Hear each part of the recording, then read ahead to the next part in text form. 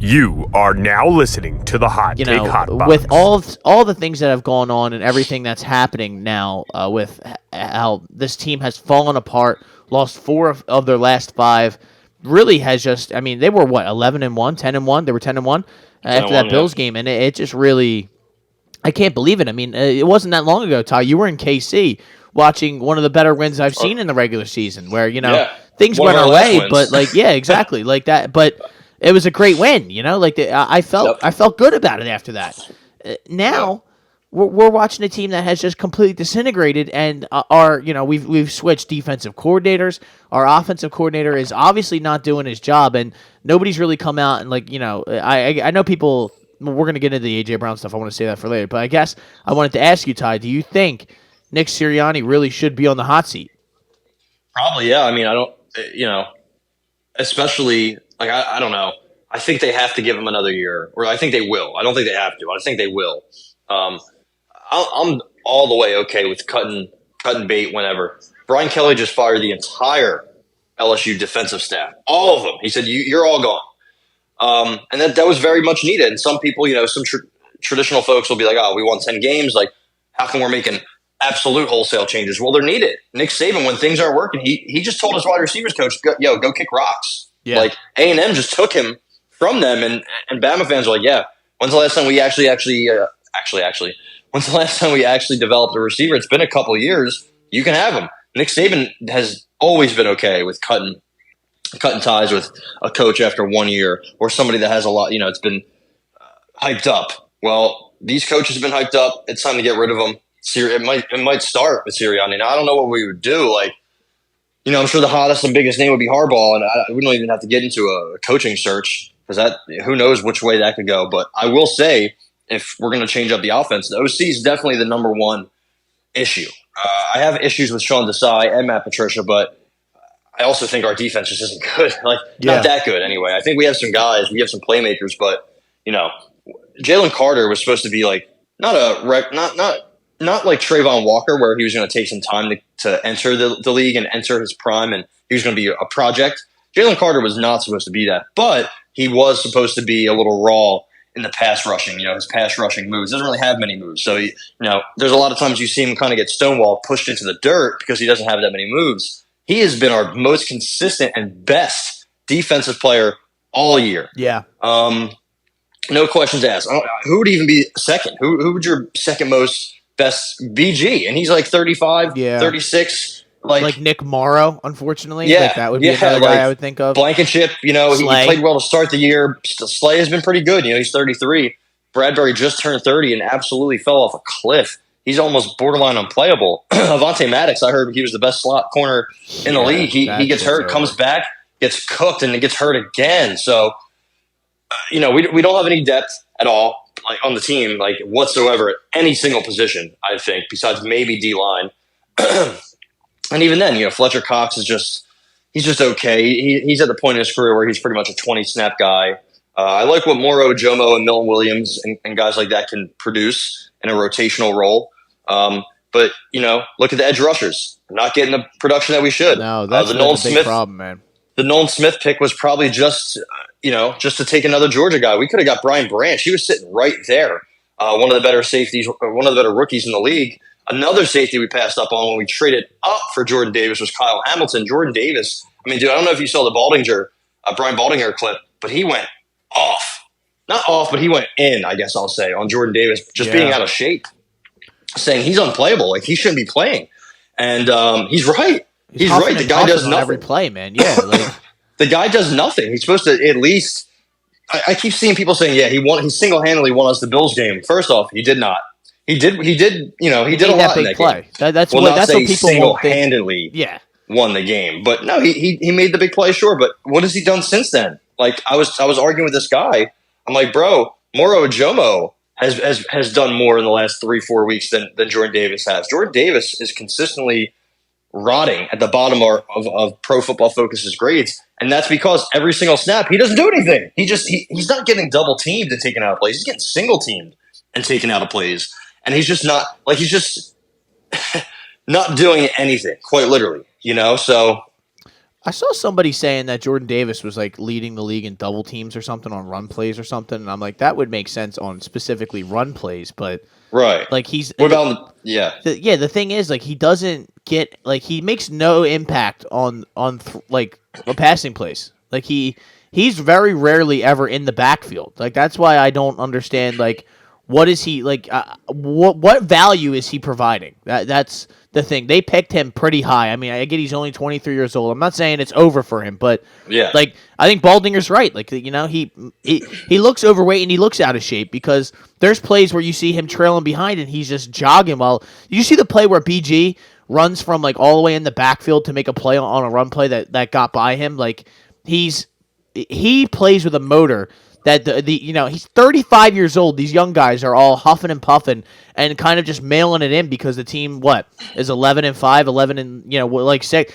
I think maybe the problem is this is just kind of a wild thought, but just some of these Georgia guys are a little spoiled that they always win.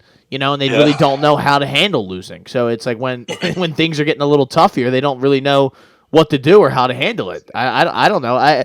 But with back to the Sirianni thing, I will say the problem would be for me in firing Nick Sirianni because listen, I'm all for it. Like I really am. I think when you are an offensive coach and you can't even take care of your own offense and you can't handle, like maybe firing a coordinator or drawing up a better plays or I don't know, like if you can't help your offensive coordinator fix the offense, then really what are you doing here? What is your job? But the problem for me would be, could you get somebody to replace him that would make a big time difference? Like, could you get it? Would Jim Harbaugh want to come to Philadelphia and coach the Eagles? Like, would that be something that he would want to do? I don't know. Well, if it's us and the Los Angeles Chargers, and the Chargers are throwing a ridiculous amount of money at him, Vegas, like one of those places, would that be somewhere that he'd rather go? Like, maybe. Who knows? Yeah. Would you want?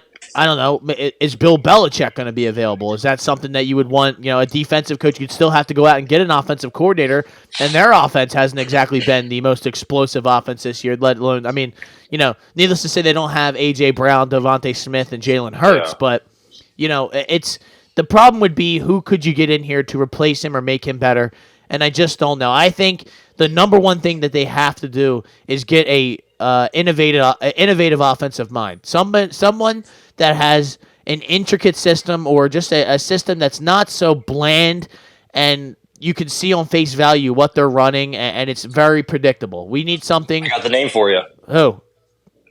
Now, it makes sense because it's Jalen Hurts' guy. Lincoln Riley. Welcome to Philly, guy. No, he's not. He's already flaming out at USC, so things aren't working. He's got Miller Moss cooking. That would be the Cliff Kingsbury style of offensive or just head coaching. I'm not here for it because you're Lincoln trash Riley, at Texas Tech, and then you get a head coaching job at in Arizona. Yeah. I wouldn't be for it because Lincoln Riley absolutely used LSU for leverage to get the most crazy and insane deal from USC. He got his own private island, basically, of a house and a helicopter. He used LSU for leverage for that so he can go fuck himself. And I also don't think he's that great of a coach. I think he's kind of been exposed. And to get exposed in the Pac-12 is it's tough to do. RIP to the Pac-12, by the way. So Ryan Grubb, that's my guy, the Washington Huskies OC. He's turning Michael Penix into he was a injury-riddled, just one read quarterback who has a big arm, has some talent. Also, he's from Tampa. Shout out to Tampa. Just average quarterback, never going to get drafted. Now he's turning him into probably QB4 in this draft behind Jaden Daniels, Caleb Williams, and Drake May. Might be in the first round, might be in the second round. He's had like 2 or 3 torn ACLs, and he's still going to go high just because of the offense that Ryan Grubb has designed. Dylan Johnson transferred from Mississippi State. They didn't even want him. They said, go ahead, we have Jaquavion Marks. We don't need you. And he comes to Washington. He rips it up for 1,400 yards. I think 17 rushing touchdowns this year. They have like 3-4 future wide receivers in the NFL. I'm all for Ryan Grubb. I think he's amazing. I think he turned down Alabama this year because he had unfinished business at Washington with Kalen DeBoer. Caleb DeBoer or is it Kalen DeBoer? I think it's Caleb. I don't know. It's Kalen. Yeah. It's Kalen. That's what I thought. Okay. Like that's my guy. That's my number. Go to the college ranks, get the young, innovative, hot commodity that calls plays and is just. I mean, he's on the biggest stage, tearing it up. Remember Joe Brady at LSU was doing similar things, and I think the Bills plucked him. Panthers.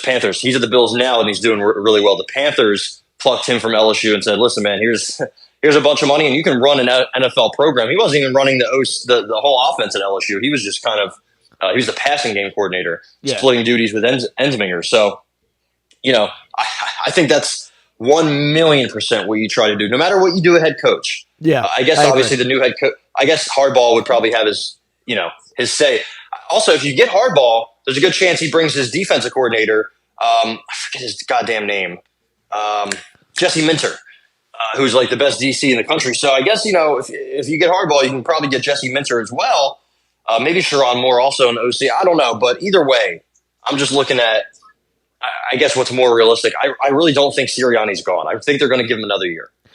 If we start the season like 0-2 or 2-4 or something like that, maybe there's a quick hook, but I don't know if Howie's going to get rid of him coming off of a Super Bowl run last year. I think he's going to give him a little bit of leeway. But Ryan Grubb, that's the name I'm circling. Everybody remember the name. I think if they do try to go the OC route, try to mix up the coaching staff, OC and DC, I think that's probably somebody. I mean, the Eagles always do their due diligence. I think that's somebody they're 100% going to look at. Yeah, I mean, during our lifetime, the Eagles, for other than Chip Kelly, have done a great job of hiring head coaches. Nick Sirianni, say what you want, has turned the program back into a, perennial playoff contender, and they, obviously he has all the talent in the world, but he was partially the reason why they were in the position that they were. He brought Jonathan Gannon, he brought Shane Steichen. Like, the guy knows what he's talking about. Maybe this is just a blip in the radar, bad year, and he can rectify it next year. I mean, hey, you mentioned Cliff Kingsbury. Maybe Cliff would want to come in and help run the offense. That's I think just somebody like that you can really count on to not only just take over the. I mean, it didn't feel like last year that Sirianni really had a lot of involvement in the offense. It kind of felt like Shane Steichen took over midway through 2021, and that was it.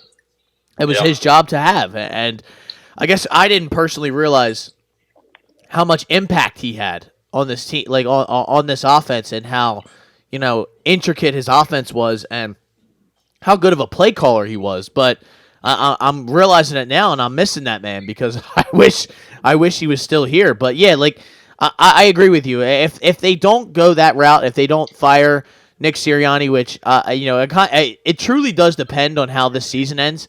If they if they lose both of these last two games, then he's gone. I wouldn't have any doubt in my mind. But if they were to, I don't know, maybe beat Tampa Bay, and go the divisional round and lose a close game. Maybe win the next game. Yeah. Yeah, or if especially if they won, then he'd be back. He's good to go. But absolutely. But if he makes a divisional round, then he probably would be safe. It would just be if a situation. If they win two, God. I might be on board. If they get to the NFC Championship, I might be like, you know what? Give Sirianni a lifetime contract. Oh, absolutely. I would be floored if they got that far. That's the reason I'm saying I would be so surprised. But hey, I mean, we have. You never know, right? You never know. You never know. Teams have turned things around before. From what I've seen, and it's kind of been an all-year thing where we've been waiting for them to play well, and they haven't played well. Like, they may have had. I really think their only really good game of the season against a good team was against the Dolphins. And that was just like, I think, and I personally think the Dolphins are frauds. I've been saying that from the beginning of the season. They are a finesse team. When they play a team that can bully them, then that's just kind of how it happens. And we were in the Kelly Greens that night. There was no chance that we were losing that game. You are now listening to the Hot Take Hot Box.